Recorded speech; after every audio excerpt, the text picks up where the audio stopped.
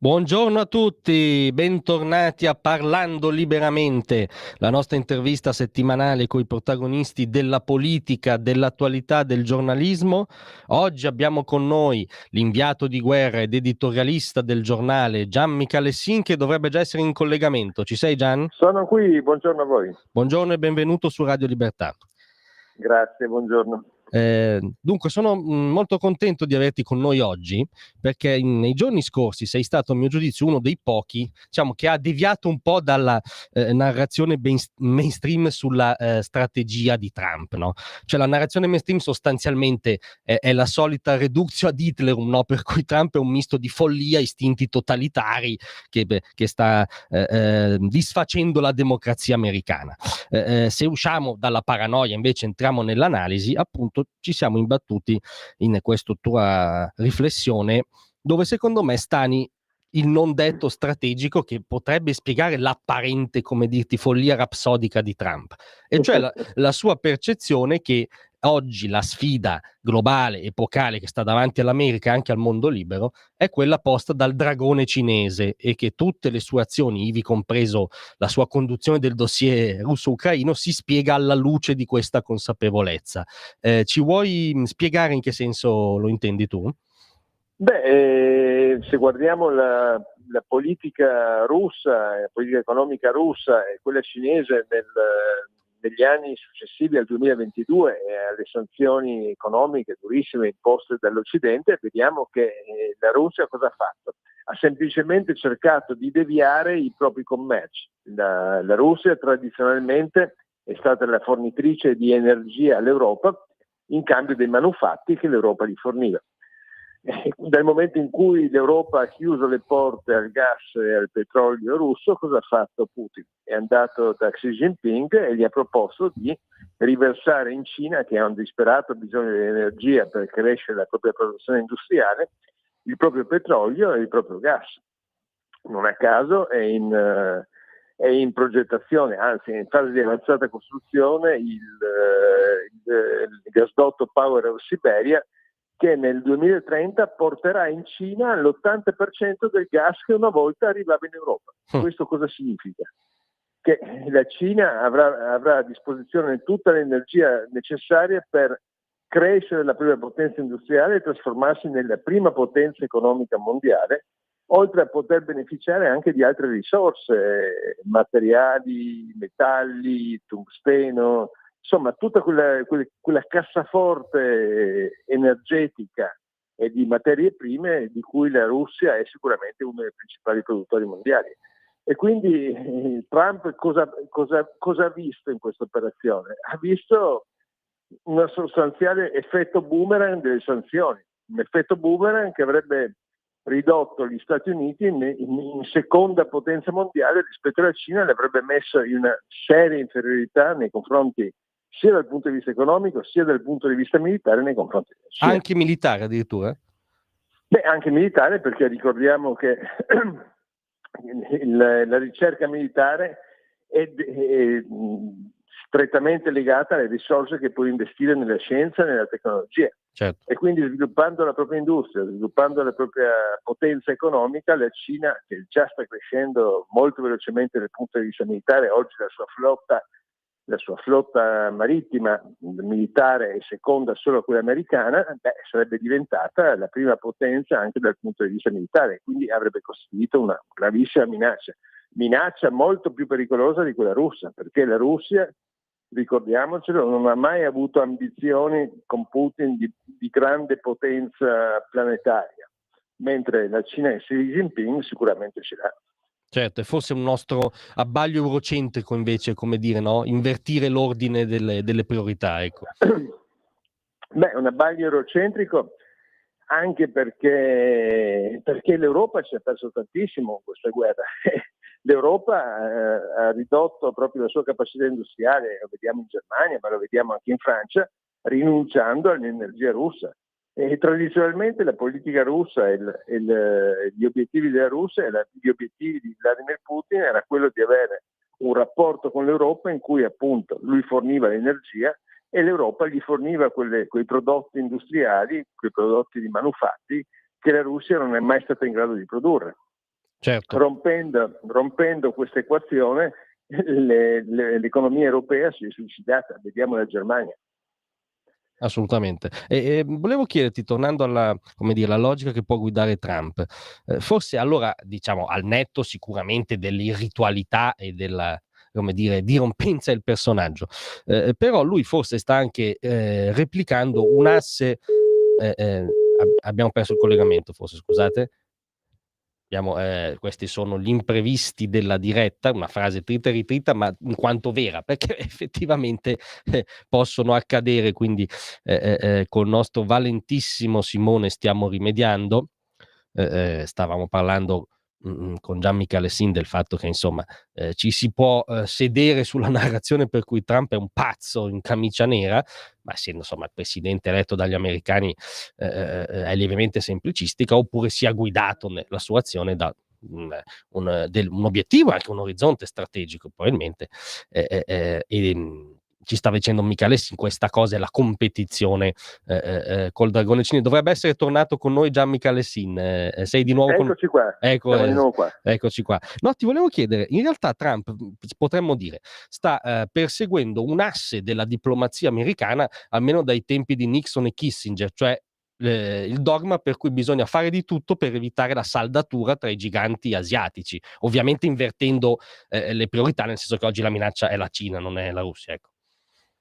Beh sì, questo se l'America vuole restare prima potenza mondiale dal punto di vista economico, dal punto di vista militare, deve impedire che si saldino quelle potenze che hanno disponibilità di risorse e disponibilità anche di popolazione. Ricordiamo che la Cina comunque ha 1 miliardo e 300 milioni di abitanti, quindi anche dal punto di vista di un potenziale esercito armato e tecnologicamente evoluto è sicuramente una minaccia terribile per il mondo, se non altro anche per il suo assetto politico e dittatoriale, insomma, no? E quindi diciamo che appunto che Trump torna a guardare in prospettiva, torna a guardare lontano, cosa che invece l'amministrazione Biden non ha fatto, perché ha guardato molto, molto da vicino la situazione e non ha considerato le possibili conseguenze future. Certo, ma perché a tuo giudizio invece nel mainstream italiano, anche europeo, si tende a leggere le iniziative di Trump con isteria e senza cercare di reperirne il filo conduttore?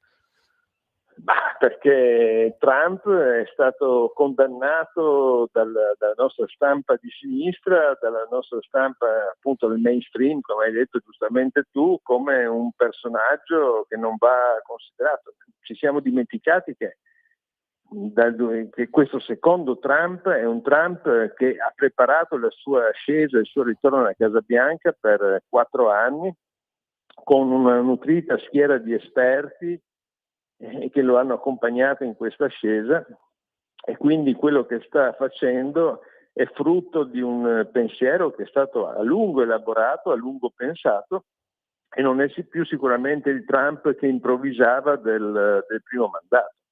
Certo, anche i collaboratori sono molto più compatti attorno, come dire, a un baricentro, no? E meno appartenenti a un vecchio establishment, ecco.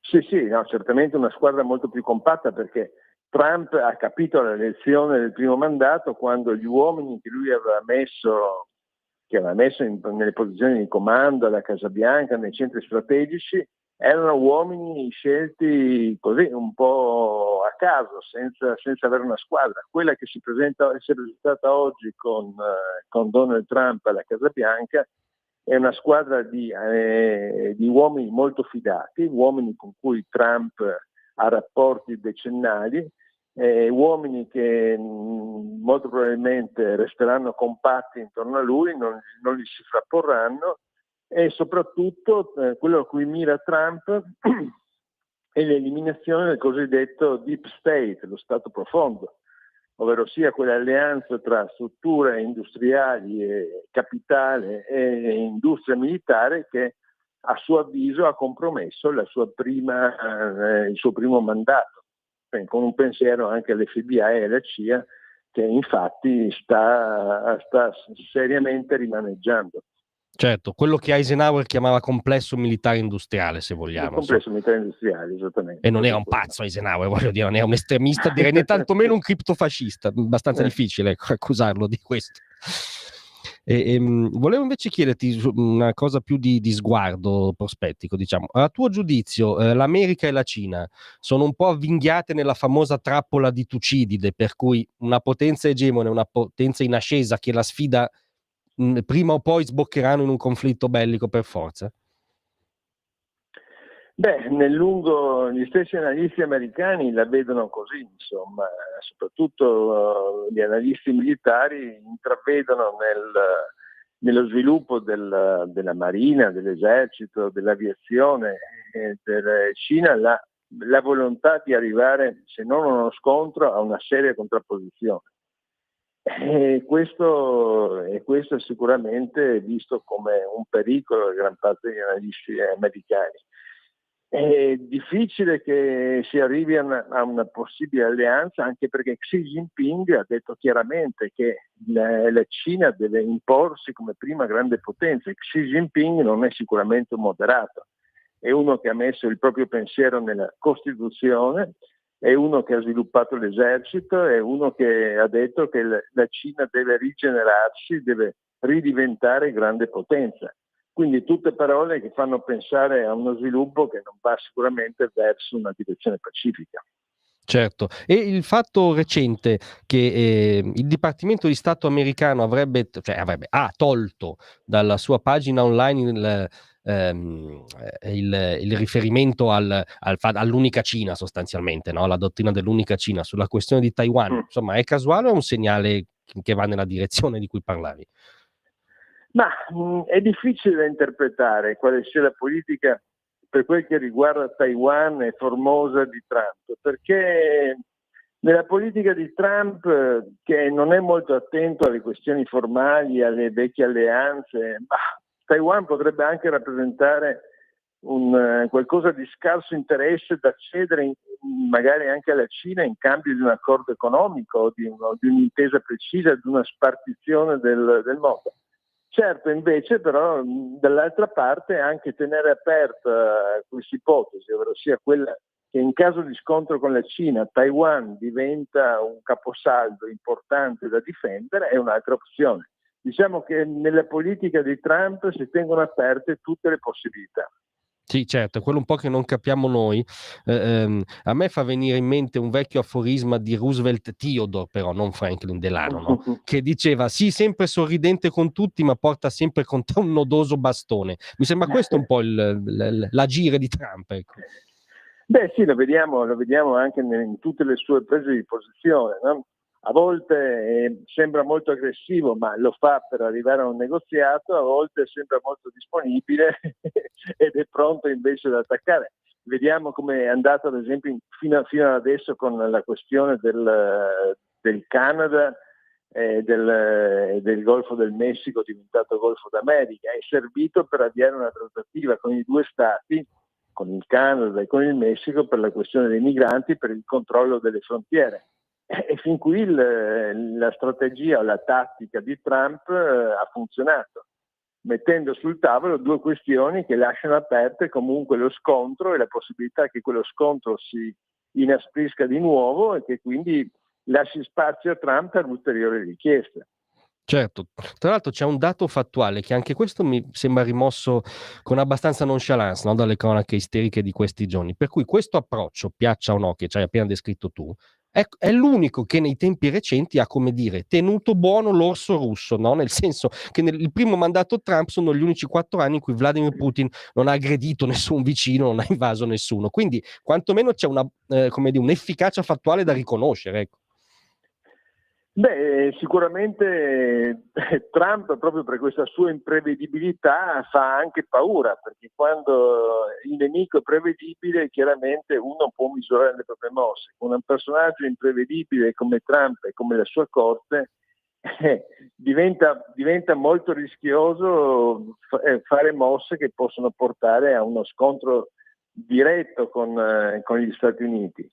Poi c'è il problema comunque per quel che riguarda la Russia, che sostanzialmente con un personaggio come Putin possono trovare un accordo. C'è anche una questione di rapporto, e Trump e Putin sanno che sono due uomini forti e che mettendosi d'accordo e stringendosi la mano possono trovare un accordo su molte situazioni. Questo non era così con Biden, invece. Certo, c'è una componente caratteriale che, come Esatto. ci insegnava Berlusconi, non è secondaria poi a questi livelli. No, la componente caratteriale è fondamentale nei rapporti umani, ma anche nei rapporti internazionali. Appunto lo vedevamo con Berlusconi, che molto spesso raggiungeva accordi e aveva la capacità di stringere intese avendo un rapporto diretto con gli interlocutori, molto, molto più di quanto non avessero tanti altri leader italiani in passato.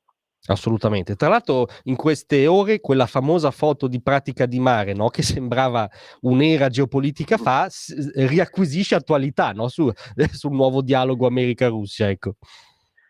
Beh, diciamo che in quel caso Berlusconi aveva visto molto lontano, no? Aveva visto innanzitutto la grande importanza economica della Russia, la grande importanza energetica della Russia. Aveva visto soprattutto l'importanza di portare in Occidente questo potenziale energetico, questo potenziale economico, di portarlo all'Italia e soprattutto di stabilire quel dialogo tra la NATO e la Russia che poteva evitare appunto qualsiasi rottura conflittuale, poteva portare a nuovi conflitti e avrebbe potuto risolvere anche il problema dell'Ucraina, perché se Putin e la Russia fossero stati fatti entrare nella NATO, allora molto probabilmente anche il problema dell'Ucraina sarebbe stato risolto con un'intesa pacifica. Sì, diciamo che è molto verosimile pensarlo.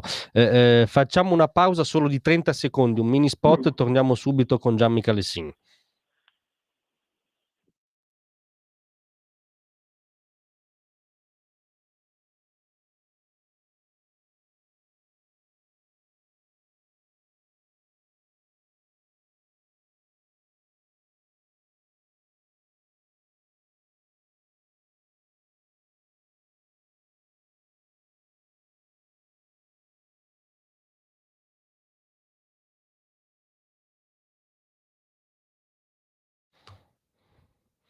Eccoci tornati con Gianmica Lessin, inviato di guerra, editorialista del giornale.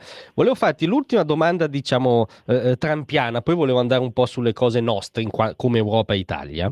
Però forse un'altra cosa che non si è tanto realizzata è che Trump sta forse unendo due dossier. Mi spiego. Il dialogo con la Russia avviene in Arabia Saudita. Arabia Saudita, interlocutore principale del progetto, diciamo, di cambiamento, sviluppo che ha in mente Trump sulla striscia di Gaza, almeno così mi sembra. Russia, che è uno dei principali alleati dell'Iran, e forse Trump potrebbe chiedere in cambio alcune concessioni un abbandono degli ayatollah a se stessi. Sbaglio a vedere un possibile nesso tra i due dossier, o Trump secondo te si muove anche in questo senso? No, c'è un collegamento, hai colto molti punti. Il collegamento principale riguarda la Cina sempre, ovviamente, no? Anche lì dobbiamo guardare al rapporto con la Cina. Se noi, Trump come lo vede la situazione medio orientale? Beh, lui vede un'Arabia Saudita, una grande potenza energetica e una grande potenza economica. Vede un Israele con una grande potenza tecnologica, con la capacità di sviluppare grandi progetti di high-tech, e vede soprattutto l'India come grande potenza economica contrapposta alla Cina. E lui vede la possibilità di tirare una sorta di canale industriale e tecnologico che colleghi l'Arabia Saudita, Israele e l'India, in modo da creare una fascia che si contrappone alla via della seta cinese. E questo è il progetto medio orientale. Ovviamente è un progetto medio orientale molto complesso che collegherebbe appunto il Medio Oriente all'India, trasformando i commerci e lo sviluppo industriale di quell'area anche perché dietro ci sarebbero gli Stati Uniti a favorire questo. Ovviamente tutto ciò necessita di cosa? Necessita di un Israele pacificato, di una Palestina pacificata. E allora lì come vuole muoversi Trump? Adesso abbiamo questo progetto di Gaza che prevede la deportazione dei palestinesi, che secondo me è scarsamente realizzabile, ma possiamo prenderla come una boutade di Trump. Certo. Quello che è importante per Trump è che l'Arabia Saudita diventi una sorta di stato tutore della Palestina. L'Arabia Saudita è un nemico acerrimo della fratellanza musulmana. Non dimentichiamoci che l'oppositore ucciso nel consolato di Istanbul era un militante della fratellanza musulmana. Quindi, e non dimentichiamoci che Hamas è un'affiliazione della fratellanza musulmana. Certo. Quindi qual è il pensiero? Affidare la striscia di Gaza e affidare una sorta di stato palestinese alla tutela dell'Arabia Saudita, che lo svilupperebbe e ci investirebbe, e da qui partire per arrivare a una soluzione pacifica del conflitto e appunto sviluppare questo rapporto industriale e tecnologico sull'asse indiano. Questo è il grande progetto. Beh, insomma, ovviamente di mezzo c'è l'Iran che Israele vorrebbe togliere di mezzo bombardando le centrali nucleari e le infrastrutture nucleari, perché la bomba atomica iraniana rappresenta la minaccia esistenziale per Israele. Trump non vuole arrivare a questo. Trump vuole arrivare a un negoziato brutale, determinato, che però costringa l'Iran a consegnare le proprie strutture nucleari, ovvero sia arrivare a un disarmo volontario, seppur preceduto appunto da un negoziato brutale fatto di sanzioni durissime, per disarmare l'Iran e evitare la minaccia di una bomba nucleare sciita. È la famosa massima pressione sull'Iran che Trump spesso ha rivendicato. Esatto. Allora, di fronte a questi scenari che ci hai tratteggiato, che sono insomma globali, sono potenziali rivoluzioni geopolitiche, sono suggestivi, mi sembra che spicchi l'inadeguatezza, se non il nanismo, diciamo, dell'Europa, no? Su cui tu hai riflettuto anche in questa settimana sul giornale. Ti dico solo la foto. Diciamo la foto del controvertice di Macron, anche se controvertice mi sembra un po' ambizioso, no? Uno avveniva a Parigi e non a Bruxelles, già questo secondo me ci dice qualcosa. Due, politicamente di effettivo cosa ha messo sul tavolo? Ma di effettivo politicamente non ha messo assolutamente nulla. Quello è stato solamente un omaggio un auto-omaggio di Macron a se stesso, che si è intestato così da sostenitore della grandeur francese la necessità di contrapporsi a Trump. Ma in verità era un controvertice sbagliato, anche perché, come stiamo vedendo in questi giorni, a Riyadh non è partito un negoziato di pace. A Riyadh è partita solamente una conoscenza reciproca fra gli interlocutori, ovvero sia tra i mediatori americani e i mediatori russi. E nel frattempo un'altra partita è stata giocata a Kiev, dove un inviato americano sta discutendo con gli ucraini. Quindi quel controvertice era fuori tempo, perché era troppo in anticipo rispetto alla volontà americana per quel che riguarda il negoziato, un negoziato non ancora avviato, e non ha fatto altro che dimostrare la debolezza europea, invitando una Gran Bretagna che dice: mandiamo i nostri soldati in Ucraina, non si sa fare cosa, visto che il piano di pace non era ancora definito, e uno Scholz che invece se ne va dicendo non è assolutamente possibile o pensabile mandare dei soldati europei in Ucraina. Quindi non ha fatto altro che dimostrare le divisioni e le contraddizioni dell'Europa, o di quel vertice che poi non era neanche l'Europa, ma rappresentarono alcuni stati d'Europa, l'Inghilterra, è l'Unione Europea. Ma forse questo sì, come dire, anche una spiegazione molto prosaica, se vuoi, e cioè è che in realtà era tutto un tentativo di, come dire, bonapartista di Macron, che impatra in grande difficoltà di vendersi appunto come Bonaparte sul fronte della politica estera, ecco. Sì, era anche ridicolo se lo vogliamo, no? Perché avevamo a quel vertice, appunto, come hai detto tu giustamente, un presidente francese che non governa neanche a casa propria ormai da molti mesi. Avevamo un cancelliere tedesco, Scholz, che domenica verrà messo fuori gioco dai suoi elettori che Certo. lo liquideranno. È un premier laburista inglese che a pochi mesi, almeno di un anno dalla sua nomina, 6 mesi dalla sua nomina, è già sostanzialmente stato bocciato dagli elettori che l'avevano portato quel posto. Con Farage primo nei sondaggi, che ha un'agenda lievemente alternativa alla sua, diciamo. Esatto, quindi era l'espressione della crisi della leadership europea quel vertice, non era un vertice europeo e quindi sostanzialmente non poteva né decidere né esprimere nulla di coerente. Assolutamente, ma la domanda brutale che volevo farti è: esiste una deterrenza europea nei confronti della Russia senza l'America? Non esiste, perché l'Europa dal 1948 in poi non ha fatto altro che pensare a farsi difendere dagli Stati Uniti e ha pensato che avrebbe potuto continuare così per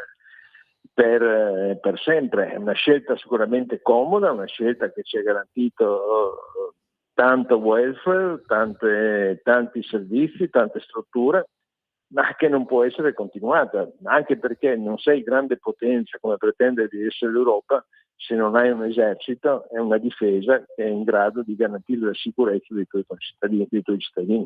Certo, poi c'è il dato, direi strutturale, per cui il contribuente americano si è un po' rotto le palle di questa roba che ci paga la difesa, e devo dire che secondo me è una cosa che poi magari spiega il fenomeno Trump, ma anche antecedente a esso, perché il primo a definire gli europei scrocconi che salgono sul bus senza pagare il biglietto fu un tizio che si chiamava Barack Obama.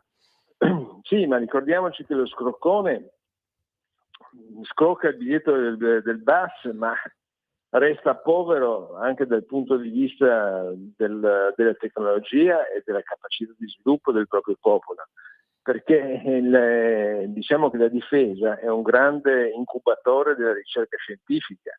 I soldi che tu destini alla difesa sono un volano per la ricerca tecnologica. Tutte le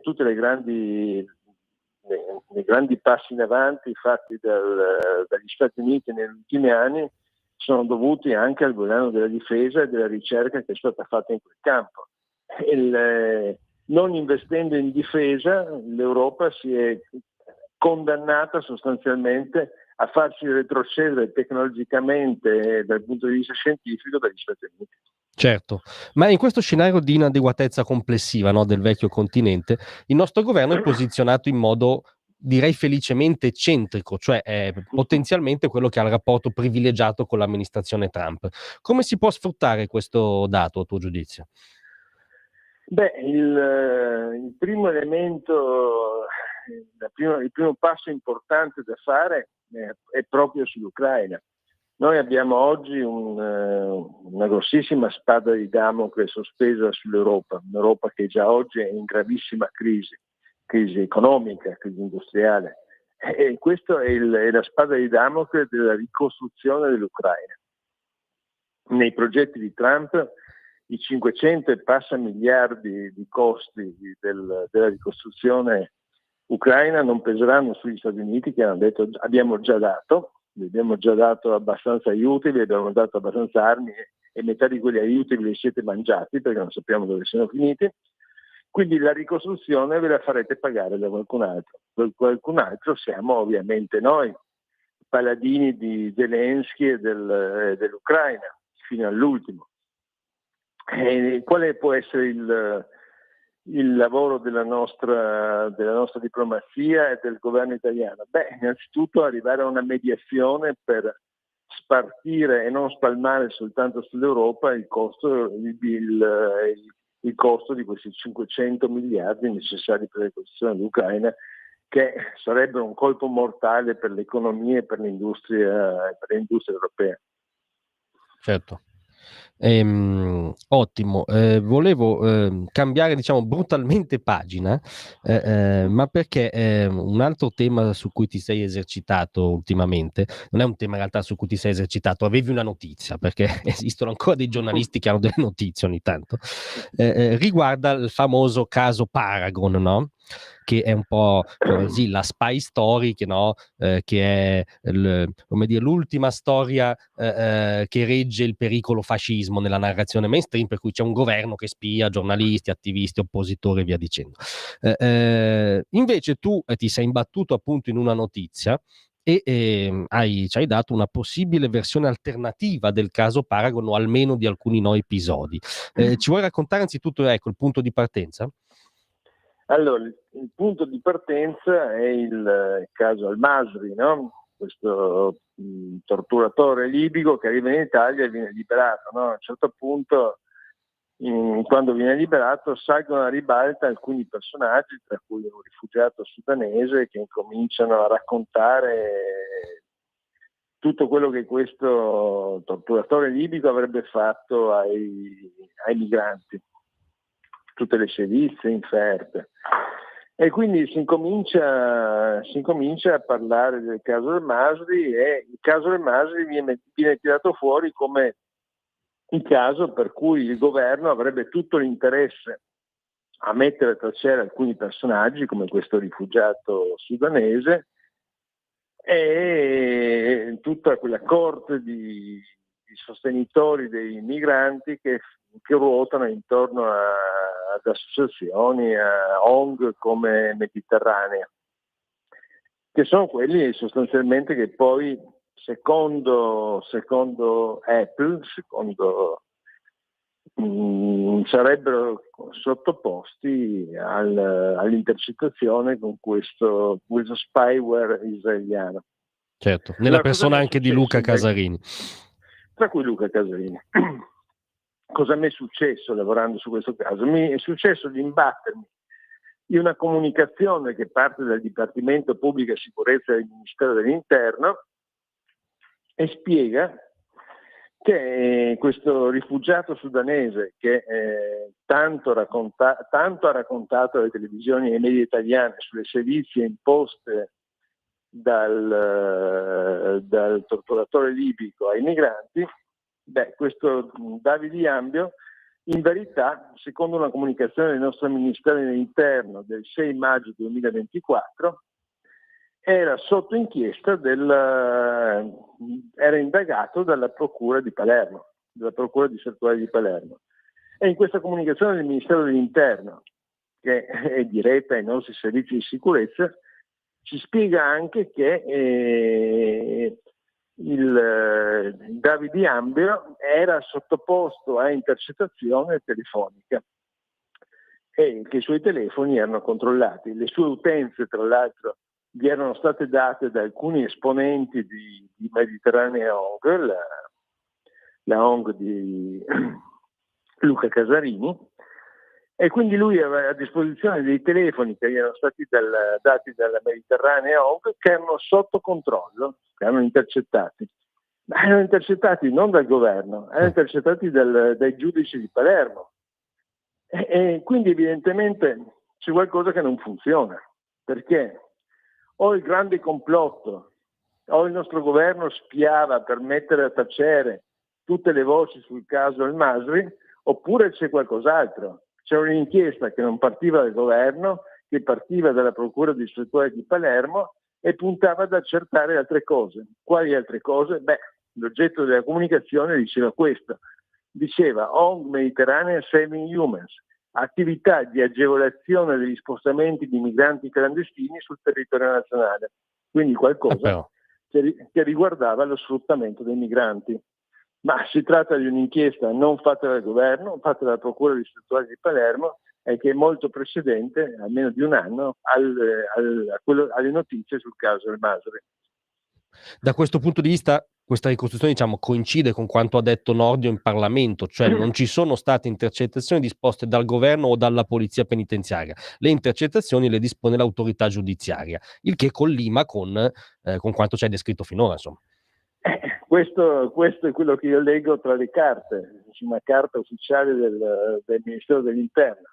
Leggo di intercettazioni, ovviamente non posso dire se quelle intercettazioni di cui si parla in quel documento erano fatte con questo spyware di Paragon, ma di certo c'erano dei telefoni controllati, c'era un'inchiesta in corso, un'inchiesta che durava da oltre un anno, e un'inchiesta in cui si parlava di spostamenti di migranti clandestini sul territorio nazionale. Quindi non un complotto del governo, ma un'inchiesta dei giudici. Tra l'altro questa ipotesi scomoda un altro non detto spesso che, come dire, gravissimo se verificato, e cioè il fatto che un conto, no, è se queste ONG soccorrono in mare, il soccorso in mare di fronte a una difficoltà è un atto elementare di umanità ovviamente, un conto è se si coordinano con i trafficanti di esseri umani, insomma c'è un mondo in mezzo, ecco. Questo è il grande quesito che ci portiamo dietro dal 2016, da quando è iniziato, 2015, quando è iniziata l'attività delle ONG. Nessun giudice è mai andato ad accertarlo, nessun giudice ha mai voluto indagare a fondo su questa cosa, però è chiaro che molte volte le imbarcazioni delle ONG che arrivavano proprio di fronte alle acque territoriali della Libia e arrivavano proprio lì dove le navi madri dei trafficanti sbarcavano le scialuppe, i gommoni con a bordo i clandestini, quell'appuntamento in mare aperto qualche sospetto lo destava. Certo, cosa emersa peraltro anche nel processo Open Arms, no? La difesa di Matteo Salvini ha portato argomenti convincenti per dire che insomma l'abboccamento era sospetto, quantomeno via, ecco. Sì, ma è emerso in tantissime inchieste che poi sono affondate nel nulla, insomma, sono state dimenticate, diciamo che sono state archiviate. Certo, ti faccio un'ultima domanda, visto che hai citato il caso Almasi come punto di partenza ovviamente della questione Paragon, volevo chiederti questo, ma perché non è passata nel dibattito una, secondo me, verità detta non da un editorialista del giornale, non da un bieco redattore di Radio Libertà, ma da un vecchio comunista serio, colto e preparato come Marco Minniti, e cioè sostanzialmente che quella era una questione di sicurezza nazionale ai massimi livelli, di ragion di Stato, punto. Perché questo che secondo me è l'argomento non è passato? Perché tutti gli altri non potevano dirlo, ma avrebbe potuto dirlo oltre a Marco Minniti, che nel 2016 occupava il posto che oggi occupa Mantovano, ovvero sia di sottosegretario dei servizi di sicurezza. Nel 2016 la milizia di cui fa parte Almasi, la milizia Rada, venne utilizzata dal governo Gentiloni, di cui faceva parte Minniti a quell'epoca, per tentare la liberazione di 4 ostaggi italiani, tecnici della Bonatti, che erano stati rapiti da una formazione molto vicina all'ISIS, e la milizia Rada di Al-Masri venne utilizzata dal governo italiano per tentare la liberazione di questi tecnici. 2 tecnici morirono nel tentativo e 2 vennero liberati. Però chi agì non furono i nostri servizi di sicurezza, ma fu la milizia Rada su input dei nostri servizi di sicurezza. Mi sembra come dire una storia significativa, ecco, mettiamola così. Diciamo una storia significativa anche perché tutti i nostri governi hanno lavorato con questa milizia, che è una milizia tra l'altro fondamentalista di ispirazione saudita, che però è la principale nemica dell'ISIS, ed è una milizia che non si occupa di migranti, ma si occupa di antiterrorismo all'interno della Libia. Certo, sì, diciamo che è stato un capolavoro di ipocrisia il dibattito anche parlamentare su Almasi. Ti ringrazio molto di essere stato ai nostri microfoni. Grazie Giovanni. Buon lavoro, a presto.